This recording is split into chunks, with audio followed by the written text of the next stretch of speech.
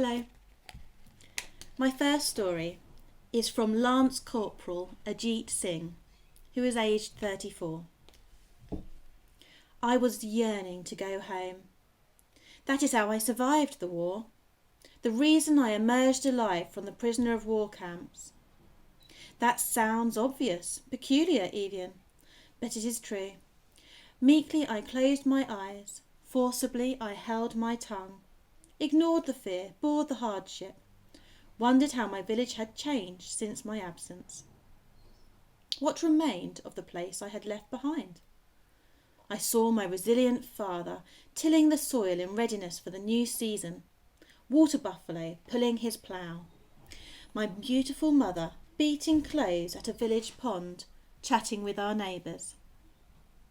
The glee of children frolicking barefoot in the dirt brought a smile. The swish of the evening breeze across the fields whispered lovingly in my ear. My senses remained filled with memories of home, to which I longed to return. My time in Tobruk, Libya, was brutal. The Germans tormented us, the 11th Brigade of the 4th Infantry Division of the Indian Army, for 8 months. The boom of the artillery guns, the persistent dread that each morning could be my last, the agony of perhaps never returning to the golden land of my birth. These things lacerated my soul, leaving scars that will not entirely heal. We resisted longer than any of us imagined, until our ammunition ran dry and the Germans broke through, forcing our surrender. There was no shame in defeat. We had given our all, and although the enemy captured us, they could not break us. A Highland Regiment piper played as we marched away, a tune of defiance. We were taken to Benghazi, left to wilt in the almost unbearable heat. We suffered and bled, and some of us died. But not once did I complain or try to escape. I sought only to survive. Day after day, under the desert sun, lacking shelter and real substance, all I thought of was my family and my home. I would not die under the African sun, I decided. I would not succumb to such a fate. My end lay in Punjab, the land of my forebears. I grew weak and weary as time dragged on, comforted only by the thoughts of home.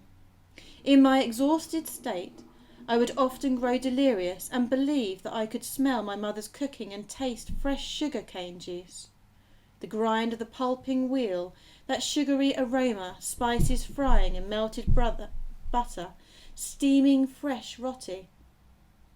These memories seemed real in those moments. They kept me sane, truth be told, bizarre as that may seem. They gave me reason to go on, something to look forward to. And when the war was over and rescue came, I grew excited and impatient. Via Brussels, where we were shown great kindness and given wonderful hospitality, to an air basing in Buckinghamshire, as my British comrades cheered and laughed and grew merry, my own heart yearned for more. I was delighted to be alive and in England, but my soul ached to be another place entirely. As I sat listening to the King's speech at exactly 7 p.m. on VE Day, my thoughts were already far away. You see, when the sun shines over Amritsar, the golden temple's gilded domes glisten like nothing else on earth. The water that surrounds it twinkles in the shimmering heat and promises rebirth and refreshment to all those who bathe in it. For a Sikh like me, no other place can compare.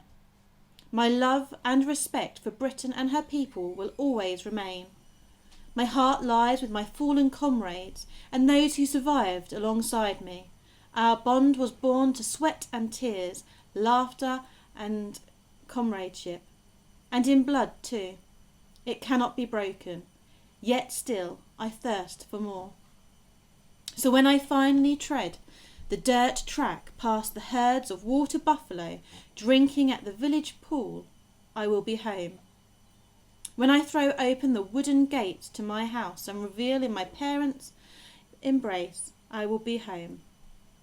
As the open fire crackles and milky tea boils, my family gather to eat, I will be home. As I gaze into my mother's eyes and feel her relief at regaining her son, I will be home. For now, I must sit and wait. This is a picture here, and one of these gentlemen is our soldier that we hear from today. India had the biggest losses out of the volunteers from our empire and gave great sacrifice for our freedom.